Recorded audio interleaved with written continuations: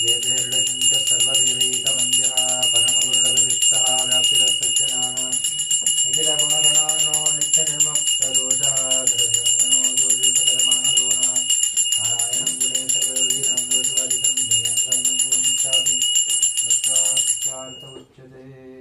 प्रथमो हनुमन्नाम द्वितीयो भीमैव च पूर्णप्रज्ञस्त्रीयस्तो भगवत्कार्यसाधकः।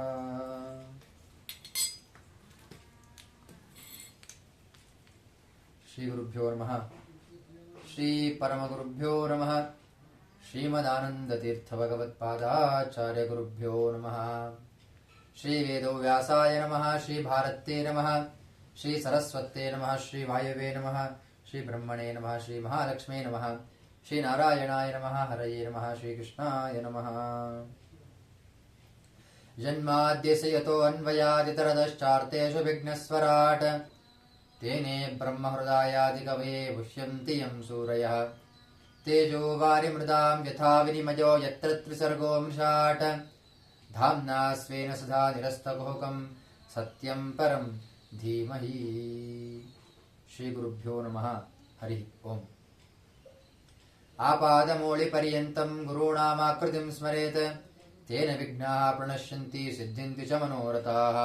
पृथ्वीमण्डलमध्यस्थाः पूर्णबोधमतानुगाः वैष्णवा विष्णुहृदयः तान् नमस्ये गुरुन् मम। अधुना पीठ में विराजमान हुए श्री श्री 1008 सुभेंद्र तीर्थ स्वामी जी को मेरा नमन करके आज का जो कथा है प्रारंभ करने वाला हूं। हरि ओम।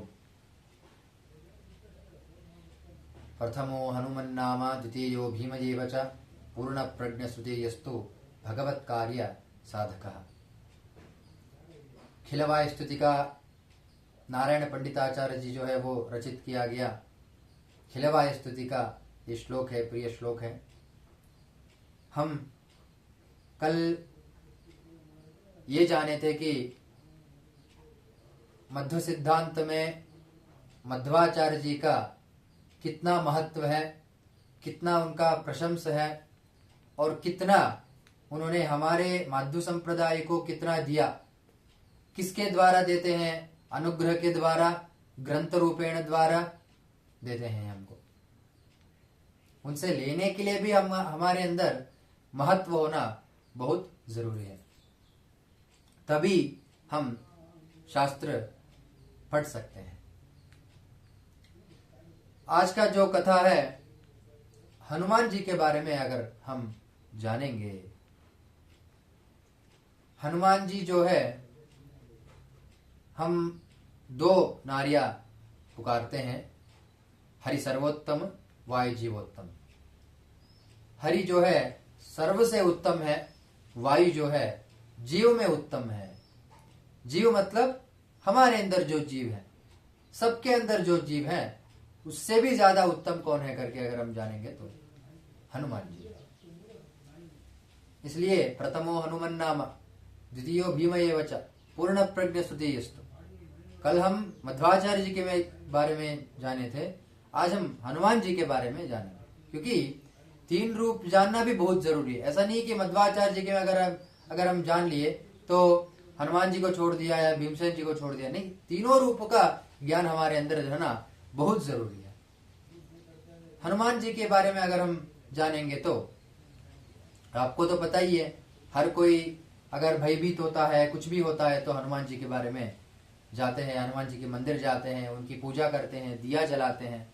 क्यों? वो हमको धैर्य देते हैं, स्थैर्य देते हैं, शक्ति देते हैं, जीव देते हैं। हमारे अंदर आज भी अगर मैं बैठा हूं या आप सब लोग देख रहे हैं, जो भी अगर आप जिंदा है तो किसके कारण? हनुमान जी। हनुमान जी को भी जीव देने वाला कौन है अगर हम जानेंगे, आपके मन में अंदर शक, एक क्वेश्चन आ सकता है कि चलो ठीक है, हमको जीव देने वाला अगर हनुमान जी है तो हनुमान जी को जीव देने वाला कौन है? वो है विष्णु, नारायण, श्री राम, श्री कृष्ण। ये सब उन्हीं का एक ही रूप है। इसलिए बोलते हैं एको नारायण न द्वितीयोस्ति। हनुमान जी एक ही रूप है, तो तीन रूप के अंदर आते हैं, हनुम भीम मध्व। हनुमान जी को भी जीव देने वाला कौन है? वो है विष्णु भगवान।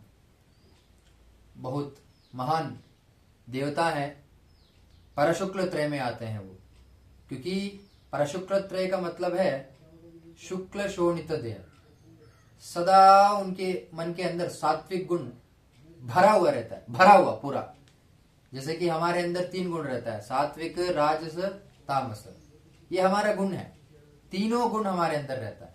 पर देवताओं में, वो भी परशुक्ल त्रय में ऐसा है कि सिर्फ सात्विक गुण, ना रजोगुण रहता है ना तमोगुण, उनको छू भी नहीं सकता। ये जो 2 गुण है, सिर्फ सात्विकता भरा हुआ रहता है।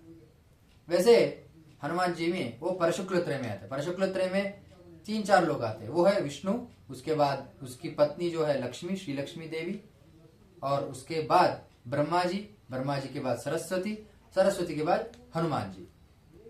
हनुमान जी की जो भीमसेन देव की जो पत्नी है वो भारती देवी। ये सब लोग जो है परशुक्ल त्रय में आते हैं।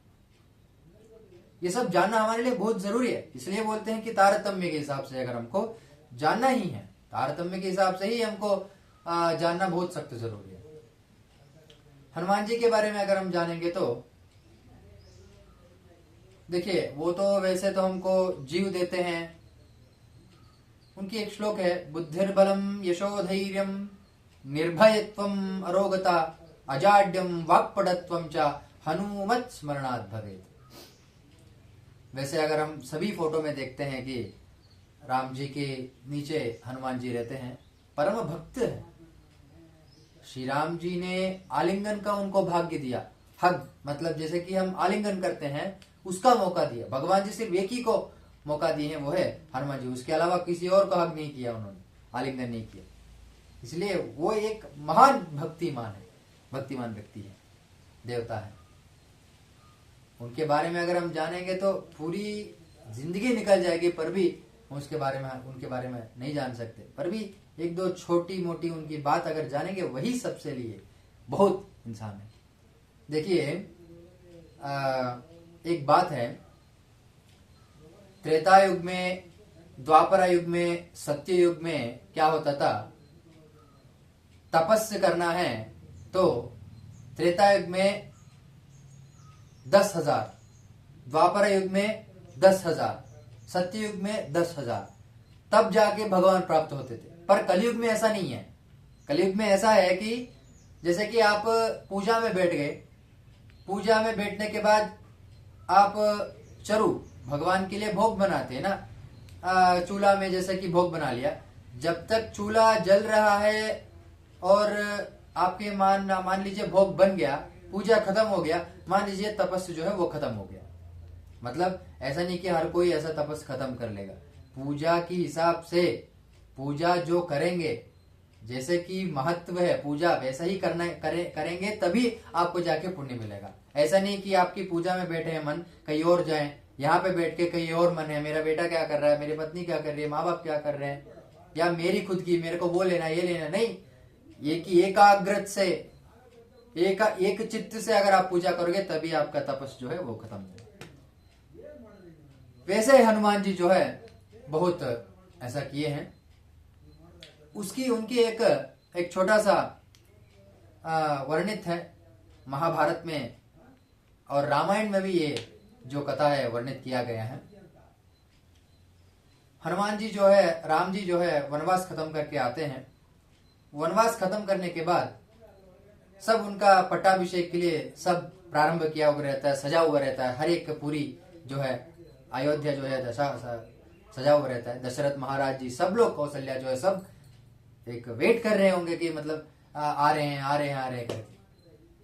तब हनुमान जी, राम जी, सीता जी, सब लोग वहां पे वेट किए हैं। तो तब क्या हुआ रहता है, हनुमान जी जो है वहां पे कोने में कहीं बैठे हुए रहते हैं भक्ति से। कहीं अदर सिटी से, जो भी वहां पे अलग अलग राज्य से एक राजा में आए रहते हैं। क्यों? क्योंकि श्री राम जी का पट्टाभिषेक चल रहा है, हमको कुछ ना कुछ तो देना पड़ेगा, ठीक है। जैसे कि अगर हम किसी की जन्मदिन है, किसी की शादी है, कोई भी अगर प्रोग्राम है, आप लोग तो कुछ लेके जाते हैं ना उनको देने के लिए। वैसा ही हर एक राज्य से उनके लिए कुछ देने के लिए लाए थे। पर विभीषण जो है सबसे ज्यादा अनमोल गिफ्ट लाया था। किसके लिए? राम के लिए। बहुत अच्छा गिफ्ट है, सुनिए। रावण जो है वो कैसा गिफ्ट था? एक मणि है जो समुद्र में मिलता है, मोती। मोती है ना, बहुत मोती सबसे अलग है, ठीक है। उसकी ओरिजिनल की अगर क्वालिटी बात करें तो बहुत कम मिलता है, उसकी रेट भी बहुत ज्यादा है, ठीक है। रावण क्या किया था, हर एक समुद्र के अंदर जा जाके संग्रह करके एक गुफा में उसको बंद करके रख दिया था। तो उसको विभीषण को पता था, क्योंकि वो छोटा भाई था विभीषण, ठीक है। तो उसको पता था कि यहाँ पे जब रावण संहार हो गया, उसके बाद विभीषण ने, श्री राम जी का पट्टाभिषेक होना था, उसको विभीषण के मन में आया कि मैं ये राम जी को गिफ्ट करूंगा, तोहफा दूंगा करके। तब जाके वहां पे गुफा के अंदर जाके वो सारा जितना भी मणि था वो सब लेके हार बनाए, पूरा हार बना के राम जी के पास लेके आए। सब लोग इकट्ठे इकट्ठे राम जी को ये दिया, मैंने ये दिया करके। विभीषण आया कि श्री राम जी को, राम मैंने तुम्हारे लिए ये हार लाया हूं करके सीधा उसके गले में डाल दिया। अब राम तो क्या है कि उसको तो वो खुद पुरुषोत्तम है, हाँ, सर्वगुणातीत है, उसको तो ये सब की तो जरूरत नहीं है। तो उसने बोला कि मैं क्या करूंगा इसका करके सीधा सीता के ऊपर डाल दिया। अब सीता क्या है, विधाभिमानी है, ठीक है, और लक्ष्मी है, धन की अभिमानी देवता है। तो वो भी क्या करेगी कि मैं इसको क्या करूंगा करके सीधा ऐसे उसको निकाल के ऐसा खड़ी हुई, जो है सीता माता, हमारी माँ। अब सब राज्य लोगों को, सब राज्य जो भी तोहफा लेके आए थे, उनको मन में ये आया कि ये मुझे डालेंगे करके। पर सीता जो है उसने ये किया कि कहीं ना कहीं सबको देख रही थी एक बार, पर हनुमान कई कोने में बैठा था। तो हनुमान जो है उसकी नजर हनुमान की तरफ पड़ी। हनुमान को बुलाया, बेटे आओ कर। बेटा बुलाते थे क्योंकि प्रिय है, भक्त है, बेटा आओ इधर कर। सीधा उसके जाके उसके गले में डाल दिया। गले डालने के बाद आलिंगन किया उसको राम ने, मेरा भक्त है, परम भक्त है। इसलिए भक्त होना बहुत जरूरी। भक्ति है तो सब कुछ है। अगर आप माता पिता को भक्ति करो, गुरुओं को भक्ति करो, तभी जाके आपको फल मिलेगा। श्रद्धा से करो, जो भी अगर आप काम कर रहे हो भक्ति से करो, तब जाके वो भी काम जो है उसका फल आपको जरूर मिलेगा।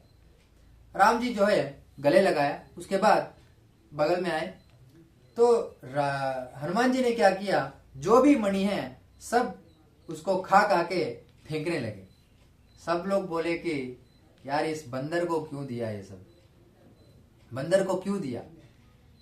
हमको अगर दे देते तो हम तो बहुत से संभाल के रखते थे। अगर मान लो कोई आपका बड़ा भाई कोई भी आपको अनमोल चीज आपको गिफ्ट देता है, उसको फाड़ दोगे क्या? आप वो फेंक दोगे? आप मतलब उसको खा के फेंक दोगे? नहीं, उसको अनमोल देके कहीं यार उसको लॉकर में लॉक लगा के, डबल लॉक लगा के रखते हो ना, वैसे ही सब बोले कि ये बंदर है यार, बंदर को क्या दे दिया इसको करके। तब हनुमान जी ने महत्वपूर्ण एक वाक्य दिया, वो है, मैं एक एक मणि के अंदर श्री राम का ध्यान करता हूं। हर एक मणि के अंदर श्री राम का ध्यान करते हुए कि उस मणि के अंदर भी राम जी का सन्निधान है क्या। तब जाके एक एक मणि के अंदर, जो मणि के अंदर राम है, तब वो जाके माला बना के उसके अंदर डाल दिया। मैं इतना राम भक्त हूं करके दिखाते हैं सभी, पूरी दुनिया को ये दिखाते हैं कि मैं उतना परम महान भक्त हूं करके, तब दिखाते, तब जाके उनकी सीने पे मैं यहाँ पे है करके ये उन्होंने, हनुमान जी ने दिखाया। उतना भक्ति था। देखिए इस कथा से यही हमको मिलती है कि हम एक अगर किसी को अगर भक्ति से कर रहे हैं तो कितना श्रद्धा से ये करना चाहिए करके। भक्ति उतना मायने रखता है, भक्ति ये वही सदा, क्योंकि भक्ति करना बहुत जरूरी है करके हनुमान जी का वैसा भक्त था। और हमको ही इस दुनिया में अगर करना है, भक्ति और श्रद्धा बहुत जरूरी है भगवान जी को। ऐसा ही हनुमान जी का बहुत ऐसे कथा है हर दिन। आज कल हमने मध्वाचार्य जी के बारे में जाने, आज हम हनुमान जी के, कल भीमसेन, ठीक है। तीनों रूप के बाद जो उनके नीचे है वहां से हम कंटिन्यू करेंगे। आज तो हनुमान जी का इतना ही कथा है, ठीक है। हनुमान जी हमारे मन के अंदर रहकर, हमारे जीव रहकर, जब तक हम नहीं मरते हैं तब तक हमारे अंदर रहकर जीव पूरा करके वो जानेंगे उनका कितना ऋण है। हम खाली हमारी माता पिता का ऋण नहीं चुका सकते, देवताओं का ऋण तो बहुत है हमारे ऊपर। वो सब ऋण चुकाने लगे, पूरी 7 जन्म भी अगर हम आगे तो वापस उनका ऋण, देवताओं का ऋण, माता पितरों का ऋण हम चुका नहीं सकते। इसलिए हनुमान जी को बुद्धिर्बलम यशोधैर्यम, धैर्य जो है वो देते हैं हमको, ठीक है। यशः मतलब आपकी जो आयुष्य है वो देते हैं, धैर्य देते हैं। बुद्धिर्बलम यशोधैर्यम, देखिए ये श्लोक जो है, कोई भी सोने से पहले ये श्लोक पठन करके जो सोता है उसको दुस्वप्न आने का कोई इरादा नहीं है। लिख लीजिए सब लोग, बुद्धिर्बलम यशोधैर्यम निर्भयत्वम अरोगता अजाड्यम वाक्पटुत्वम च हनुमत स्मरणात् भवेत। ये श्लोक जो है हर कोई लिख लीजिए। जो भी सोने से पहले अगर ये श्लोक गा के अगर सोते हैं तो दुस्वप्न, जो स्वप्न दुस्वप्न आता है वो अच्छा स्वप्न आना जरूरी। अच्छा स्वप्न आने के लिए अच्छे से सब कुछ मिला के सोएंगे तो तभी, भगवान को स्मरण करके सोएंगे तो तभी जाके अच्छा स्वप्न आएगा, धैर्य आएगा, स्थैर्य आएगा, आयुष्य देंगे। हनुमान जी वैसे भगवान है, वैसे हनुमान जी को हमारा सबसे, आप सबसे हनुमान जी को मैं हम प्रणाम करके आज की कथा जो है आज मैं खत्म करने वाला हूँ, समाप्त करने वाला हूँ। वैसे हनुमान जी से सबकी, आपके लिए मैं प्रार्थना यही करूंगा कि सबकी घर में आरोग्य भाग्य दे, यशस्वी दे, कीर्ति दे, धन धान्य संपत्ति देकर तो हनुमान जी आपको सबको आशीर्वाद करे करके हम प्रार्थना करके आज का कथा जो हम समाप्त करेंगे। प्रथमो हनुमन् नाम द्वितीयो भीमैव च पूर्ण प्रज्ञसिद्धिस्तु भगवत् कार्य साधकः बुद्धिर्बलं यशोधैर्यं निर्भयत्वं अरोगता अजाड्यं वाक्पटुत्वं च हनुमत् स्मरणात् भवेत्। नित्योत्सवो भवेत् तेषां नित्यश्री नित्यमङ्गलं येषां हृदिस्तु भगवान् मङ्गलाय तनो हरिः।